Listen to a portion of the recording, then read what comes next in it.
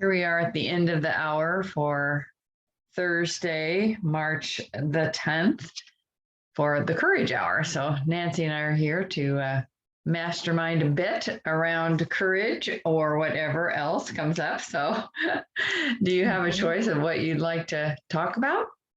Well, so this is interesting because this morning I got up and I was like, okay, how am I going to start my day, right? And then after about 20 minutes, I was kind of in a funk. And I thought, oh, I wonder if there's a action hour, right? And I looked, and of course, yours started at 8 my time. And this was at like 7:01.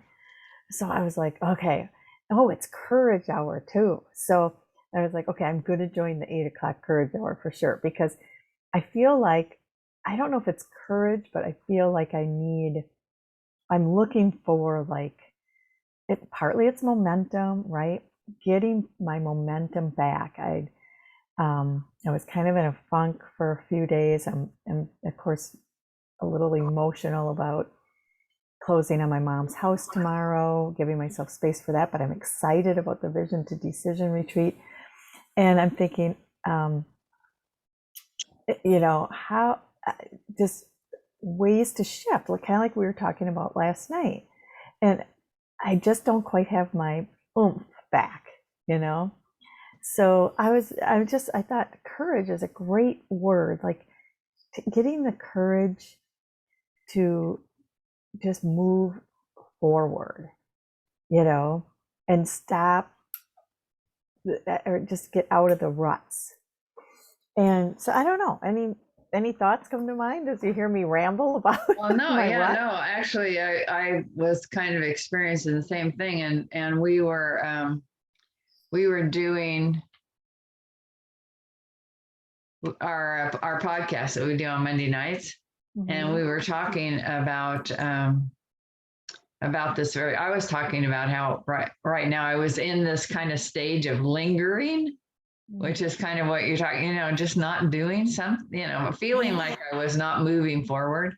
Yeah. And our guest coach that was on with us kind of talked to me about, is lingering negative or could it be positive? And how we were talking last night about negativity and positivity. All you have to do is shift, you can get into that momentum that's positive, because maybe lingering for you is a way of meditating, of taking a break, of recentering, and so I had to think about that, because maybe that was true for part of that time, but like you, I was uneasy with the amount of time it was taking me to get up some momentum. So it really made me stop and think that it's hard for me to pause and hard for me to stop. I have this perfectionist attitude that I'm recovering from. And if I'm not moving, I feel like I'm failing. So yeah, that made me stop and think. And listening to you, it was like you were going through this. You called it a funk, and yet it got you to propel and change and move forward. So maybe funks are a good thing once in a while. I'm just thinking that maybe it's our mind, our soul telling us, don't do anything right now. Yeah, listen, just be. Listen. Yeah. Yeah. I think the other thing that came to mind as you were saying that is, my word for the year is flow. And when I originally came up with that word, and just like last year, my word always ends up having more meaning than when I selected it, right? And I'm realizing that flow is not always movement. Yeah. Like water flows without the something having to happen, right? And so I I'm realizing that, like, I don't have to create flow. To be in flow is being, it's like being instead of doing. Yeah, I love that. Yeah. And I think I really like I have to remind myself that like flow is being and going with the flow, going with the current and not working so hard to shift it. Hmm. Yeah. Yeah. That's a good thought. I'm gonna ponder that today while I'm thinking about momentum, and just really being in the present and moving along. Just really, yeah. Yeah, that's great. Thank you, Nancy. That's great. Good morning, Beck. Good Hey, morning. I Beth. love that. I love listening to this because I have the total visual of the river, right? The river flow and um, getting in the flow, of success versus the back flow and going backwards and being in the flow. I love that you talk about how that is being, and we do. I'm in that boat too. I'm in that boat that we get it mixed up a little bit to think that it must be doing something, and movement versus that stillness. And I just pictured actually the lazy river, right, at a water park. You don't have to work to Mm. move down it. You get in and you go. Like the energy of the flow that's already there, you get taken with it.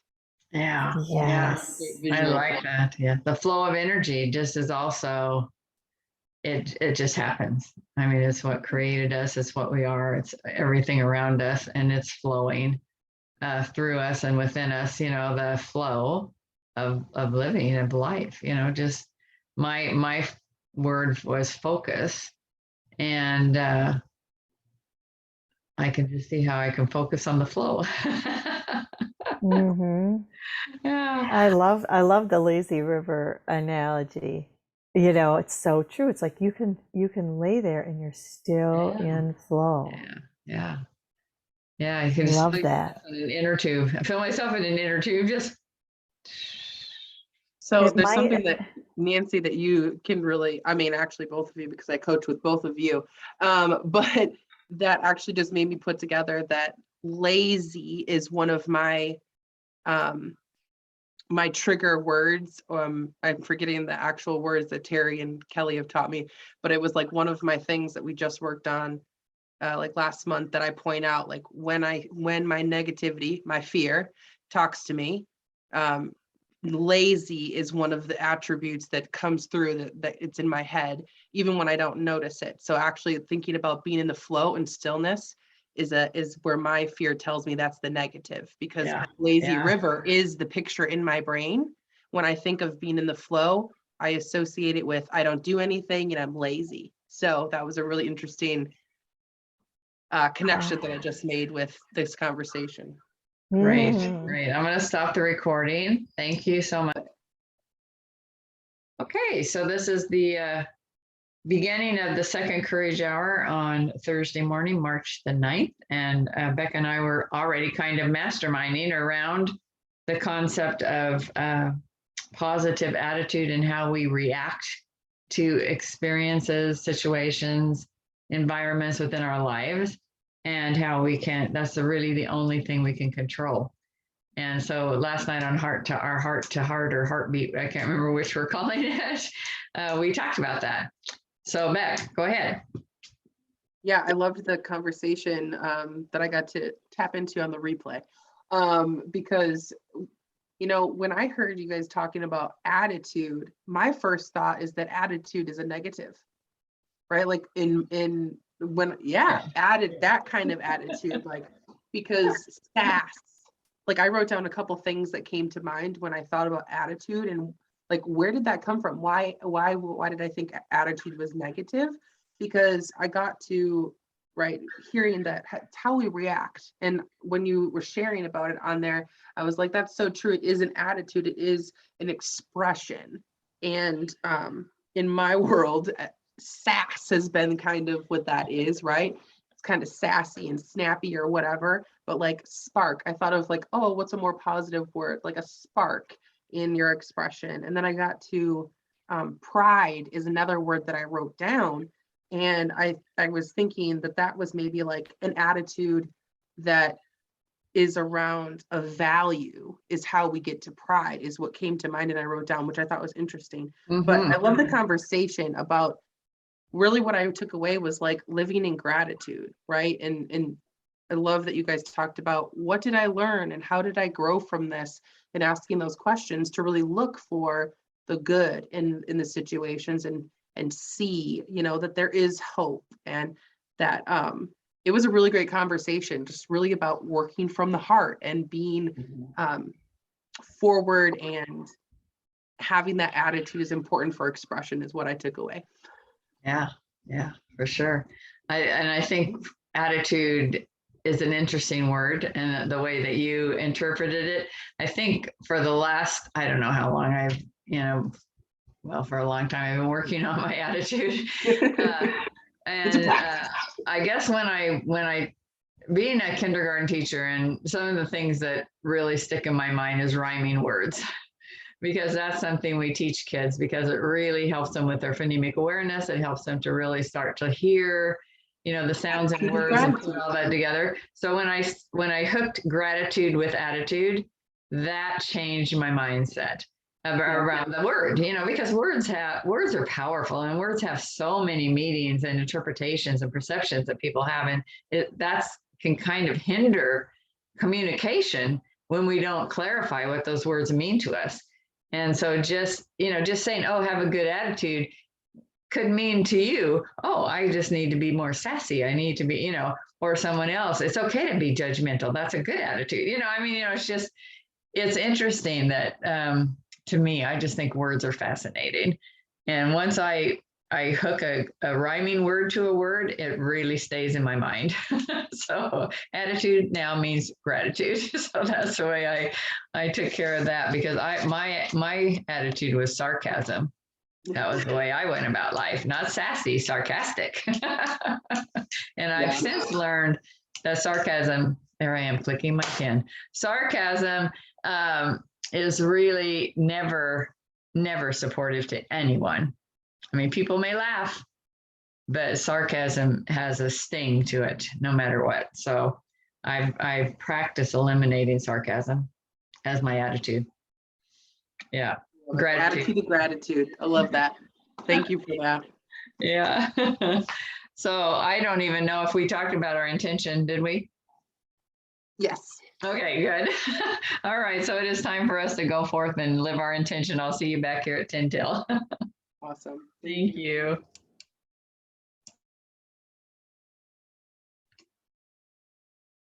Here we are at the end of the second Courage Hour on Thursday, March the 10th. I'm here with Beck, and we were having an interesting conversation in our first mastermind around attitude and what that means, and how we can have momentum with a positive attitude that empowers us. And I was sharing how once I equated the rhyming word gratitude with attitude, it helped me to see my attitude in a more positive way, because my attitude could be a little bit sarcastic, but I've practiced hard on that. My kids used to say to me, Beck, they'd say, Mom, are you being sarcastic, or are you telling us the truth? I mean, they were quite aware that I had that biting tongue. So we can continue talking about that, or if there's something else you'd like to explore around courage, courage to have momentum based upon a positive attitude, a flow. We talked about that as well. So something that I didn't share earlier that I have wrote down that goes with what you were just sharing with me about the book that you're listening to, Terry Ann. And I wrote down from last night's conversation, Nancy had mentioned stories of willpower and strength. And that's what, when you were talking about that, I looked down and I'm like, yeah, that's what that is. Because I don't know if you want to share a little bit about what you were talking about. That just made me think about it. And I have it wrote down in front of me, how powerful those stories of willpower and strength are. And Who was the woman that you had never heard of that was like Her name key for was women's rights? Elizabeth Packard. Yeah. She lived in, I think she lived in New York or Massachusetts, somewhere around there. It was during the Civil War. The name of the book is The Woman Who Could Not Be Silenced. She began to have different opinions about religion. Her husband was a minister. She had 5 children. So she began to teach her children different perspectives about religion. And she was very articulate and very convincing. You know, she was a good orator. And so he didn't like it, and she wouldn't stop it. So in those days, husbands could commit their wives to insane asylums for no reason other than they didn't like what they were doing. And the whole system was colluded around being able to do that. So the doctors, the psychiatrists, the superintendents of the insane asylums were all in collusion. So she is her story of how she never stopped. Talk about resilience. If you can imagine an insane asylum, Right. the resilience she had serving other women and realizing that she had a greater calling than just freeing herself from this situation. And so she did free herself, and she wrote 2 books. She paid for them herself when she started out, which in those days, women had no money, no rights, no, you know, there was just nothing. And it's just an amazing story. And it was, again, like Viktor Frankl and Carrie Ten Bloom in concentration camps. Their resiliency was because they controlled how they reacted and their attitude of hope and faith and getting done what they wanted to be done. She was like that as well, just resilient. And I'm right at the end of it, and she's in trouble again. So I'm going to see how she gets out of it. I love that, because you were sharing, like, you know, we think of, you know, attitude as like sharp tongue and getting in trouble and like using it, you know, in that way. But that's the powerful thing, is that our words have power. Yeah. And taking action and showing up and building, you know, those strong traits that are really life-giving, you know, and being able to build resilience and those things that we were just talking about. Those are really huge to stand up for what we believe in, and that is willpower and strength. So that just went with last night's conversation too that you guys were having. So I'm glad that we got to have that discussion. Yeah, I mean, it's courage at its best. It's That's right. at its best. And so our time is up. It goes by so fast. So I'm going to turn off the recording.